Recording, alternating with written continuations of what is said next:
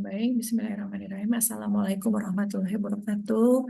Kembali lagi bersama saya Nurul Seftianing Tias dalam mata kuliah Dasar Promosi Kesehatan di Prodi S1 Kebidan S1 mohon maaf S1 Kesehatan Masyarakat Stikes Bakti Pertiwi Indonesia. Dan materi hari ini saya akan coba menjelaskan terkait dengan materi di RPS di materi ke-10 dan ke-11, yaitu tentang metode dan media promkes. Kemudian yang satu lagi nanti ada prinsip-prinsip begitu ya. Nah, langsung saja untuk materi pertama kita hari ini ada di metode dan media promosi kesehatan. Untuk daftar isi yang akan saya sampaikan pada kesempatan kali ini, yang pertama itu adalah memahami metode promosi kesehatan, kemudian memilih metode promosi kesehatan. Yang ketiga adalah contoh penerapan metode dan media promosi kesehatan. Yang keempat, evaluasi program promosi kesehatan. Masuk ke materi submateri pertama, yaitu memahami terkait dengan bagaimana metode promosi kesehatan. Di sini ada beberapa, atau tepatnya ada 3 metode untuk promosi kesehatan. Kita mulai dari yang pertama, yaitu metode individual, gitu. Jadi metode individual itu bentuknya adalah konseling. Namanya konseling itu artinya adalah interaksi satu-satu antara promotor kesehatan dengan individu untuk memberikan informasi, motivasi, dan dukungan gitu ya. Jadi kalau konseling itu lebih individual gitu ya. Jadi dia hanya biasanya satu satu berdua gitu ya. Yang satu jadi promotor, yang satu menjadi mendengar gitu ya, penerima pesan gitu. Kemudian di metode individual lagi ada yang namanya visitasi rumah gitu ya bentuknya ya. Jadi visitasi rumah itu adalah kunjungan ke rumah individu untuk memberikan penyuluhan atau layanan kesehatan langsung. Nah, ini nanti bisa kalian praktekkan pada saat kalian itu nanti di PKK, bukan PKK ya, KKN, pada saat KKN. Jadi visitasi rumah gitu ya. Kalau untuk seorang sarjana kesehatan masyarakat nanti pada saat KKN itu. Tapi kalau tenaga medis yang lain, misalnya kayak bidan, perawat, dokter, dia bisa saja home care ya. Kalau bahasa sekarang tuh namanya home care ya, itu visitasi. Dan itu kasusnya macam-macam tergantung dengan eh, apa yang dialami oleh pasiennya atau penyuluh yang ingin disuluh gitu. Misalnya dia ada ibu nifas, berarti kan penyuluhan terhadap ibu nifas. Kemudian ibu yang menyusui, berarti itu penyuluhan terkait dengan ASI eksklusif begitu ya contohnya. Gitu. Home care atau juga ada yang ingin eh, perawatan luka diabetes ya. Itu bukan hanya tindakan, tapi tetap juga setelah tindakan itu ada konseling yang disampaikan, ada pesan-pesan bagaimana menjaganya. Nah, itu adalah salah satu bagian dari promosi kesehatan gitu. Jadi, promosi kesehatan ini bukan hanya punya seorang sarjana kesehatan masyarakat saja gitu, tapi semua tenaga kesehatan itu berhak untuk memberikan penyuluhan atau mempromosikan kesehatan ya terhadap masyarakat gitu. Kemudian ada yang ketiga itu namanya demonstrasi. Demonstrasi ini adalah menunjukkan secara langsung cara melakukan tindakan yang sehat. Contoh, demonstrasi terkait dengan pijat bayi. Nah, ini kan pesertanya bukan cuma pasien yang sakit gitu ya, tapi semua masyarakat yang mempunyai bayi atau balita itu bisa mengikuti demonstrasi ini gitu. Jadi siapa pendemonya gitu kan? Maksudnya demonstrannya siapa? Narasumbernya siapa? Ya, seorang sarjana kesehatan masyarakat pun bisa gitu, asal dia sudah tersertifikasi dengan bidang ilmu tertentu gitu ya. Kalau misalnya dia mau jadi seorang terapis pijat bayi ya dia pun bisa, tapi dia harus tersertifikasi dulu, mengikuti pelatihan dan tersertifikasi baru dia bisa memberikan demonstrasi terkait dengan pijat bayi begitu ya. Nah, itu jadi itu contohnya itu didemonstrasikan berarti diperagakan gitu ya. Teknik pijat bayinya mulai dari persiapan, kemudian tindakan inti sampai akhirnya konselingnya. Nah, itu didemokan bagaimana caranya. Berarti kalau demo itu bukan cuma sekedar bicara ya, eh, menggunakan media, tapi medianya tuh banyak alat dan bahannya banyak biasanya kalau demonstrasi ini. Dia lebih ke praktek tindakannya gitu. Nah, kemudian yang kedua ini adalah metode kelompok. Kalau tadi metode individual, sekarang metode kelompok. Jadi di metode kelompok ini ada beberapa. Yang pertama adalah diskusi kelompok. Ini membahas tentang isu kesehatan dalam kelompok kecil gitu. Jadi kalau misalnya kalian punya peer group ya, remaja gitu kan, remaja seusia teman sebaya, apa yang ingin kalian bahas tentang kesehatannya, misalnya tentang anemia pada remaja begitu ya. Nah, itu diskusi kelompok kecil atau kalian punya memang WA group terkait dengan eh, diet sehat gitu ya. Makan makanan yang sehat. Nah, itu bisa saja diskusi kelompok gitu ya. Jadi per masing-masing kelompoknya. Kemudian yang kedua adalah pelatihan gitu ya. Di metode kelompok ini ada pelatihan yaitu memberikan keterampilan baru terkait dengan kesehatan gitu. Jadi siapa yang akan dilatih itu bisa masyarakat umum, contoh kader. Jadi ada pelatihan kader dan itu sering pelatihan kader terkait dengan materi-materi kesehatan. Contoh penggunaan buku KIA, buku kesehatan ibu dan anak. Nah, itu kan erat hubungannya sama kader ya. Kalau kadernya tidak dilatih, bagaimana caranya supaya dia bisa memfasilitasi masyarakat menggunakan buku KIA gitu. Karena buku Pink KIA itu sebenarnya banyak sekali yang punya, tapi manfaatnya belum dioptimalkan oleh masyarakat gitu. Jadi mereka hanya sekedar punya, datang ke petugas kesehatan, bidan atau dokter atau perawat gitu ya, ke bidan atau ke dokter, cuman ngisi tinggi badan, berat badan, imunisasi aja gitu. Padahal sebenarnya banyak sekali informasi yang bisa kita manfaatkan secara optimal dari buku KIA itu gitu. Nah, itu harus dilatih nih, perpanjangan dari kita sebagai tenaga kesehatan ke masyarakat itu kan kita juga tidak mungkin bisa menjangkau masyarakat secara luas gitu ya. Jadi kita ini bisa memberikan satu atau dua pelatihan di beberapa tempat dan ya nanti mereka berkembang sendiri untuk tingkat kesehatannya begitu ya. Kemudian yang ketiga itu dalam metode kelompok adalah ada simulasi gitu. Jadi simulasi ini adalah melakukan simulasi situasi nyata untuk meningkatkan pemahaman. Contoh pelatihan pemadam kebakaran gitu ya. Eh, jadi bagaimana cara menggunakan APAR, terus bagaimana kalau kita dalam kondisi situasi darurat, untuk jalur evakuasinya kemana. Nah, itu adalah contoh-contoh tindakan metode kelompok melalui simulasi. Gitu. Jadi dipraktekkan di simulasi kondisinya seperti nyata gitu ya. Contoh misal apabila terjadi banjir nih ya. Banjir, nah itu seperti apa? Tadi kebakaran ya, madam kebakaran. Nah, itu biasanya di satu institusi itu melakukan simulasi kebakaran gitu ya. Gitu. Jadi itu dijelaskan tuh kita harus kemana, kemudian aparnya ada di mana, jalannya kemana, kemudian siapa yang pakai, yang bertugas menjadi kepala regu gitu ya. Kan ada helm tuh, ada helm K3 tuh ada kuning, putih gitu ya. Nah, merah. Nah, itu kan itu siapa? Nah, itu udah harus dibagi. Nah, itu adalah salah satu metode kelompok dalam simulasi kebakaran gitu misalnya.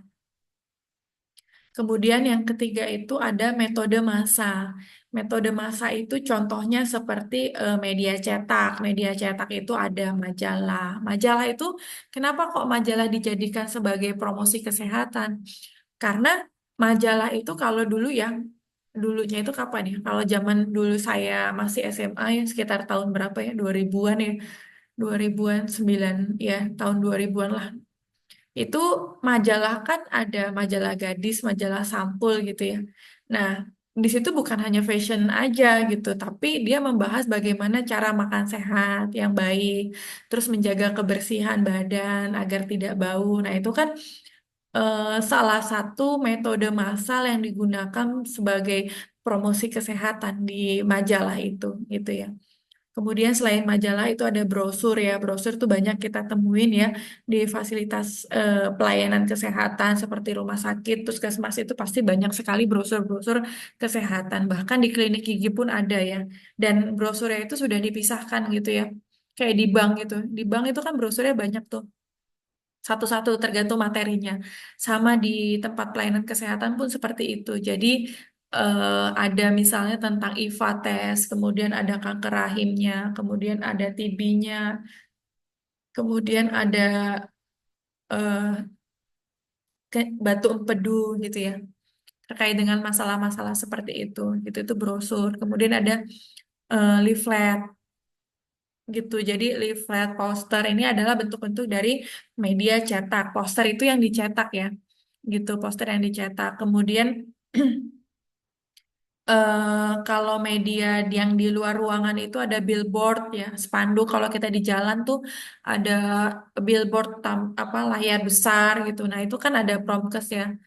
Merokok dapat membahayakan kesehatan. Padahal udah di billboardin, udah dispandukin kayak apa gitu ya, larangan merokok. Tapi tetap aja juga masih banyak ya, karena perilaku sehatnya memang belum sepenuhnya untuk dipahami gitu ya. Terus yang kedua adalah media elektronik.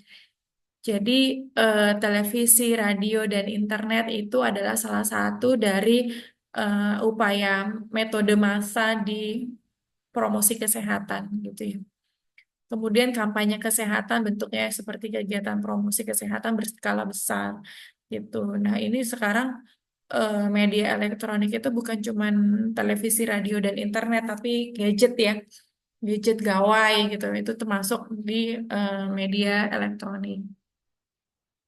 Nah, ini bagaimana memilih media promosi kesehatan gitu. Yang pertama adalah jangkauannya. Jadi kita lihat target audiensnya. Target audiensnya kita lihat usianya, pendidikannya, minatnya. Misalnya usianya biasanya media sosial itu lebih efektif untuk remaja, sementara media cetak itu dia lebih mungkin lebih cocok untuk orang tua ya gitu. Jadi kita ini mau bikin materi sasarannya tuh siapa, audiensnya gitu. Jadi kita bisa memilih apakah mau di media cetakan atau media elektronikan gitu, tergantung dengan target kita. Kalau kita temanya tentang hipertensi pada lansia gitu ya, darah tinggi, nah itu kurang cocok kalau diberikan secara media elektronik gitu. Dia baiknya memang media cetak seperti brosur atau leaflet begitu ya. Dan itu tinggal dicetak aja, taruh di tempat yang memang banyak sekali lansianya. Contoh ada acara senam lansia, nah udah sebar brosurnya di situ gitu. Jadi jangkauan itu adalah target audiensnya gitu ya. Bisa tergantung usianya. Selain usianya itu juga pendidikannya. Misal tingkat pendidikan ini kan juga mempengaruhi pemahaman pesan ya. Jadi media visual yang sederhana mungkin lebih efektif untuk audiens dengan pendidikan yang rendah gitu. Jadi eh, kalau divisualkan, jadi ada animasi dan lain sebagainya. Nah, ini efeknya tuh bisa menjangkau ke masyarakat yang memang pendidikannya rendah gitu. Jadi kalau masyarakat pendidikannya rendah itu kan dia harus detail ya visualnya. Dia nggak bisa cuman sekedar yang poin-poinnya aja kurang paham gitu biasanya. Jadi makanya di untuk apa pendidikan ini juga mempengaruhi dalam pembuatan media promosi kesehatan. Kemudian minatnya juga. Jangkauan ini minatnya, jadi pilih media yang sesuai dengan minat target audiens ya, misalnya majalah kesehatan untuk mereka yang sadar akan kesehatan gitu. Terus kemudian efektivitas. Nah, dia efektivitasnya tuh seberapa ya? Jadi eh, pesan yang kompleks ini mungkin membutuhkan media yang lebih dalam seperti artikel atau video edukasi gitu. Seberapa banyak, seberapa besar efektivitasnya kalau misalnya brosur kan paling cuma sekedar dibaca sebatas kertas itu ya materinya gitu. Beda dengan video atau mungkin artikel. Nah, artikel kesehatan ini kan dia lebih panjang, berarti lebih detail. Jadi, kita mau seberapa besar melihat efektivitasnya. Kalau kita cuman menargetkan audiens tuh cuman paham dengan dampaknya aja dulu deh gitu, belum sampai ke akar penyebabnya, ya berarti cukup dengan brosur gitu ya. Tapi kalau kita pengen audiensnya, penerima pesan itu paham sampai akar masalahnya, ya berarti itu kita harus bentuknya tuh jangan cuma sekedar poster. Kalau poster emang singkat gitu kan, cuma singkat itu biasanya nggak dalam isi materinya gitu ya. Kemudian kita bisa lihat emosionalnya juga sih. Jadi pesan ini juga bersifat emosional yang bisa disampaikan melalui cerita atau testimoni gitu ya. Jadi biasanya kalau udah ada testimoni-testimoni itu biasanya eh, apa testimoni biasanya masyarakat lebih banyak gitu peminatnya dibanding dengan ini pesan baru, belum ada yang komentar, belum ada yang like gitu. Nah, itu biasanya agak lama gitu ya. Kemudian yang ketiga adalah biaya atau anggarannya. Kenapa biaya dan anggaran ini merupakan salah satu yang kita perhitungkan untuk membuat media promosi kesehatan. Ya, karena mau tidak mau ya, kita membuat suatu media itu butuh biaya produksi gitu. Misalnya, biaya video produksi itu video promosi itu biasanya dia lebih mahal dibandingkan dengan poster. Karena apa ya? Ya belum kameranya, belum tempatnya di mana, alur ceritanya gitu ya. Beda sama poster. Nah, itu jadi kita mempertimbangkan itu. Kemudian belum lagi ada biaya distribusinya gitu. Jadi kalau biaya distribusi media cetak ini biasanya bisa lebih tinggi dibandingkan dengan media online. Jadi semuanya tuh ada untung dan ruginya ya. Kalau biaya online memang produksinya biayanya agak mahal nih, tapi dia tidak ada biaya distribusi, dia hanya share, upload gitu kan, udah tinggal nunggu yang nonton gitu kan. Nah, kalau biaya cetak di media cetak dia walaupun dia biaya produksinya kecil gitu ya, cuma cetak brosur doang, tapi dia perlu juga biaya distribusi gitu. Bagaimana caranya distribusinya? Kan nggak mungkin kita cuman distribusi di satu tempat aja gitu kan. Nah itu juga membutuhkan ada biayanya juga kan untuk mendistribusikan. Nah itu adalah terkait dengan biaya gitu ya. Kemudian waktu. Nah di sini untuk memilih waktu untuk media promkes itu kita juga sama ya. Waktu kita harus memperhitungkan waktu produksinya gitu. Jadi video ini membutuhkan waktu produksi yang lebih lama dibandingkan poster. Kalau poster kan cuman ya udah tinggal bikin sehari jadi gitu ya. Edit-edit revisi. Kalau video itu kadang memerlukan waktu kita harus tag gambar di mana di mana di mana. Nah, itu adalah biasanya lebih panjang waktunya dibanding dengan kita membuat poster. Kemudian waktu penyampaian juga. Nah, media sosial ini memungkinkan penyampaian pesan secara real time gitu. Jadi kita pengen apa terkait dengan kasus yang update. Nah, dia biasanya lebih lebih real ya waktunya lebih real time, lebih pendek langsung gitu ya. Kemudian di sini ada contoh penerapan metode dan media promosi kesehatan. Contohnya yang pertama itu adalah promkes terkait dengan pencegahan stunting. Nah, kalau kita mau membuat media promosi kesehatan stunting, pencegahan stunting, metodenya bisa diskusi kelompok dengan ibu hamil karena yang kita inginkan itu adalah akarnya. Gitu. Kita ingin mencegah stunting bukan yang udah terjadi gitu. Kita pengen dari yang belum. Jadi belum ada bayinya, bakal bayinya itu ibunya sudah disosialisasikan, ditingkatkan pengetahuannya terkait bagaimana upaya pencegah supaya ibu hamilnya itu nanti mengalami kehamilan yang sehat, anaknya juga sehat gitu ya. Bisa juga melalui demonstrasi pembuatan makanan bergizi, konseling individu itu bisa. Misal demonstrasi pembuatan puding kelor gitu ya. Puding kelor itu kan kaya akan vitamin zat besinya ya, Fe. Ibu hamil butuh Fe. Fe itu kan ya ujungnya juga nanti ke kesehatan bayi ya. Bayinya sehat, ibunya tidak perdarahan. zat besinya cukup ya gitu, tidak anemia. Nah itu kan kalau nggak anemia berat badan bayi bisa diharapkan normal gitu ya, tidak BBLR gitu. Kemudian konseling individu gitu. Nah itu adalah metodenya. Kemudian media yang dipakai kita bisa menggunakan poster, leaflet, media edukasi dan kunjungan ke rumah. Tuh.